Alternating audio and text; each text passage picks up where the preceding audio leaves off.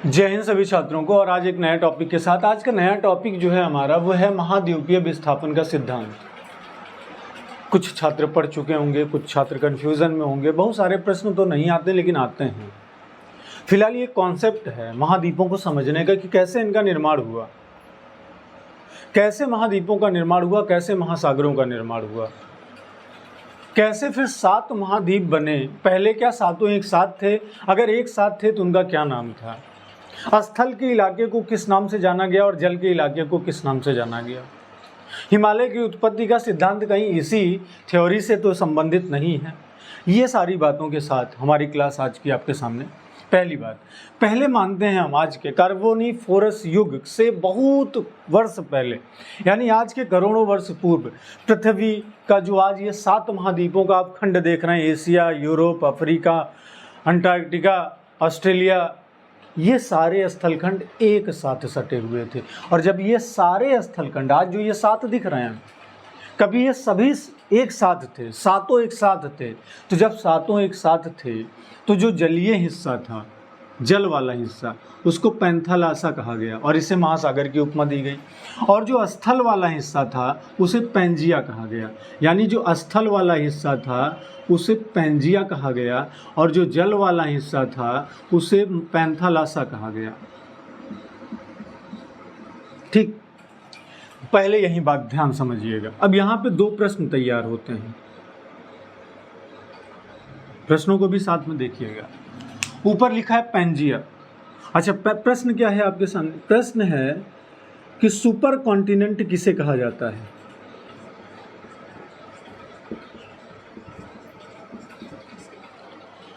और फिर प्रश्न है सुपर ओशन किसे कहा गया?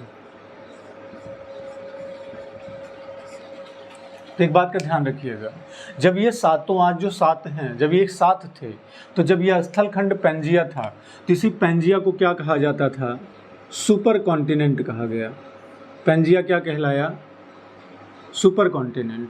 और सुपर ओशन, जल का जो भाग पैंथालासा था, उसे क्या कहा गया? उसे पैंथालासा यानी सुपर ओशन कहा गया। ये 2 बातें आपकी क्लियर हो चुकी होंगी। अच्छा, एक बात और, अब क्या हुआ? कुछ अंतरजातीय बलों के कारण, सूर्य और चंद्रमा के गुरुत्वीय बल के कारण और उत्प्लावन बल के कारण, जो विज्ञान के अपने नियम हैं, उन नियमों के आधार पर यहाँ पे कुछ विखंडन की स्थिति आई और जो ये एक भाग स्थलखंड के रूप में था, ये 2 भागों में बट गया। तो पैंजिया 2 भागों में बट गया और ऊपर का हिस्सा अंगारा लैंड बन गया और नीचे का हिस्सा जो है वो गोंडवाना लैंड बन गया। पैंजिया कितने भागों में टूटा? 2 भागों में। अब पैंजिया टूट गया।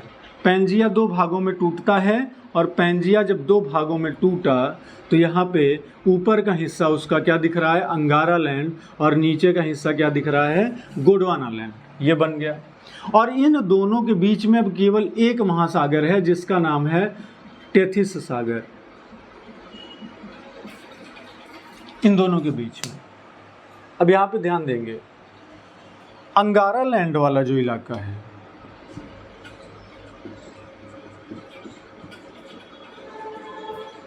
जो अंगारा लैंड है, इसको लारेशिया के नाम से भी जाना गया। अंगारा लैंड को लारेशिया भी कहा जाता है। ठीक, एक बात तो ये ध्यान रखेंगे। दूसरी बात, जो अंगारा लैंड है उससे किन किन महाद्वीपों का निर्माण हुआ? तो अंगारा लैंड से ये है आपका नॉर्थ अमेरिका, ये बना, यानी उत्तरी अमेरिका बनता है आपका अंगारा लैंड से।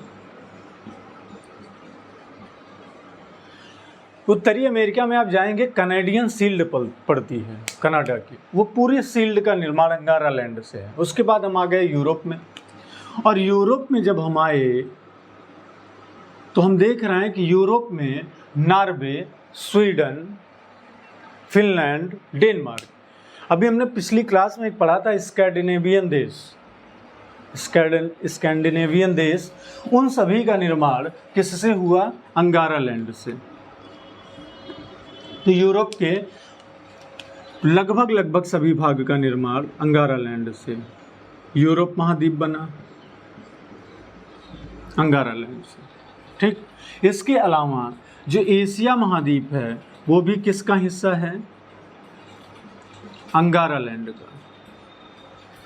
अब लेकिन एक बात आपके दिमाग पे कंफ्यूज करेगी, क्या कि अगर एशिया महाद्वीप अंगारा लैंड का हिस्सा है तो इंडिया गोंडवाना लैंड का पार्ट कैसे कहा जाता है? उसके कारण है, हमेशा ध्यान रखिएगा। प्रश्न दो तरीके से होते हैं, प्रश्न होते हैं भौगोलिक आधार पर और प्रश्न होते हैं राजनीतिक अधिकार पर। तो अगर भौगोलिक टर्म में बात करें तो भारत गोंडवाना लैंड का हिस्सा है, जो प्रायद्वीपीय भारत है, जो दक्षिण भारत का दक्कन का प्लेटू के नीचे का पूरा एरिया है। लेकिन अगर राजनीतिक तरीके से हम बात करें, अगर जियोग्राफिकल टर्म छोड़कर पॉलिटिकल टर्म में अगर हम बात करें तो भारत किस महाद्वीप का हिस्सा है? एशिया महाद्वीप का हिस्सा है। और एशिया महाद्वीप का लगभग 90% हिस्से का निर्माण किससे हुआ है? वो हुआ है अंगारा लैंड से। ठीक, इतनी बात समझ में आ गई होगी, कोई दिक्कत नहीं। यानी कहने का मतलब, पहले पृथ्वी का विशालतम भूखंड एक भाग में था और उस विशालतम भूखंड के स्थलीय भाग को पैंजिया कहा गया, पैंजिया को ही सुपर कॉन्टिनेंट कहा गया है। और पहले स्थल खंड के अलावा जलखंड भी एक भाग में था जिसको हम पैंथालासा कहते हैं, जलीय भाग को। फिर इसके बाद पैंजिया टूटने का कारण रासायनिक क्रियाएं, भौतिक क्रियाएं, सूर्य और चंद्रमा की ज्वारीय क्रियाएं, अंतर्जलीय क्रियाएं। ठीक, उन सारी प्रक्रियाओं के द्वारा ये पैंजिया दो भागों में बट गया।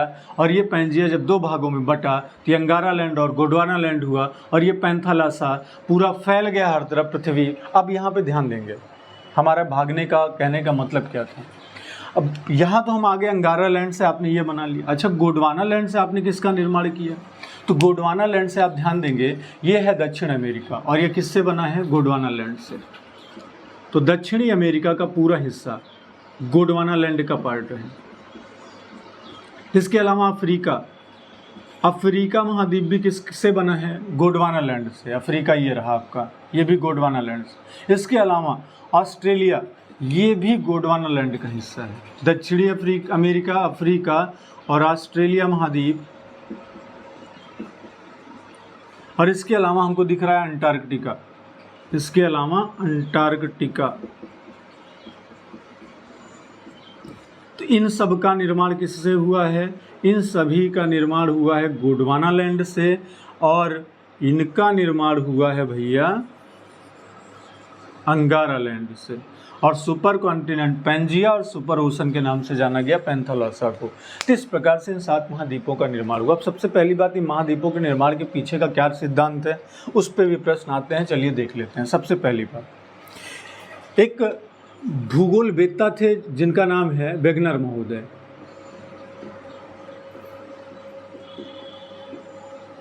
और ये कहाँ के थे? ये जर्मनी के थे। तो इन्होंने 1915 में एक थ्योरी दी। जॉन वेगनर ये जर्मनी के भूगोलवेत्ता थे। 1915 में इन्होंने अपनी एक थ्योरी दी जो कि एक किताब के द्वारा प्रकाशित की गई और उस किताब का नाम था द ओरिजिन ऑफ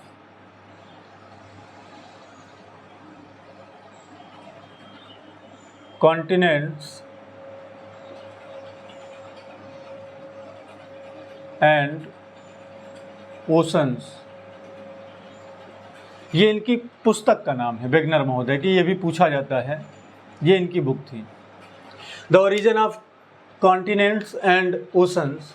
ये इनकी बुक है और जिसको इन्होंने प्रकाशित किया 1915 में। लेकिन उस समय वर्ल्ड वार चल रहा था तो लोगों ने उनकी थ्योरी पे उतना विशेष ध्यान नहीं दिया।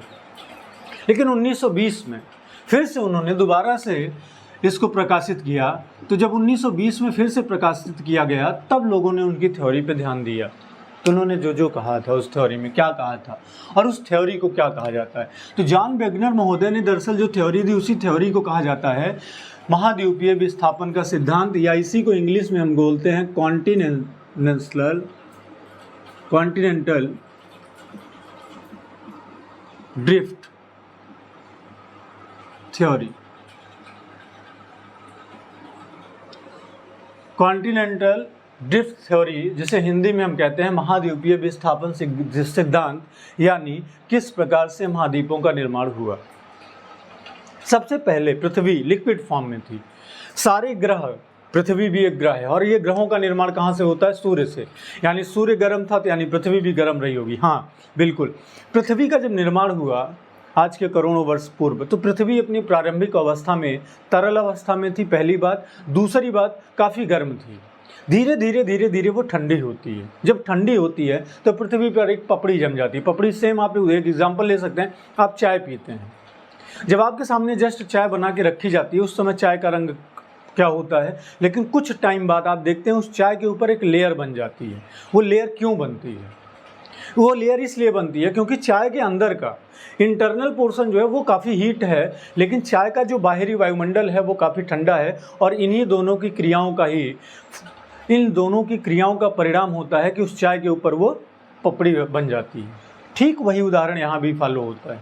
पृथ्वी भी अपनी प्रारंभिक अवस्था में बिल्कुल लिक्विड फॉर्म में थी, लेकिन धीरे धीरे वायुमंडलीय दाब, सूर्य और चंद्रमा का ज्वारीय बल और उत्प्लावन बल, इन सभी क्रियाओं के परिणाम स्वरूप पृथ्वी का जो ऊपरी भाग था वो पूरा क्रस्ट, जिसे हम कहते हैं पपड़ी जिस पर पड़ गई, वो क्रस्ट जो है बिल्कुल वो जम गया और उसी पे पृथ्वी का स्थलखंड बना, उसी को पैंजिया कहा गया।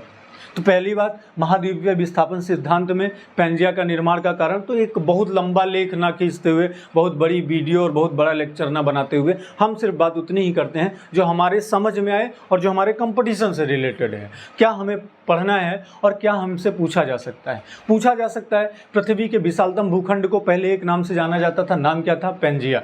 पृथ्वी पर सबसे पहले जलों का विस्तार एक साथ था, उसको क्या कहा गया? पैंथालासा। तो इस प्रकार से आज का ये टॉपिक था कि किस प्रकार से महाद्वीपों का निर्माण हुआ। तो ये आपका उत्तरी अमेरिका आ गया, ये अंगारा लैंड में आप चले गए, ये किससे बना, ये इस प्रकार से इन प्रश्नों की बात है। तो आज की क्लास का ये टॉपिक यहीं, अगली क्लास में मिलेंगे आपको महासागरों का निर्माण कैसे हुआ। ठीक, आप लोग बिल्कुल लगे रहिए। तो बहुत जल्द अगले टॉपिक के साथ हम आपको मिलते हैं।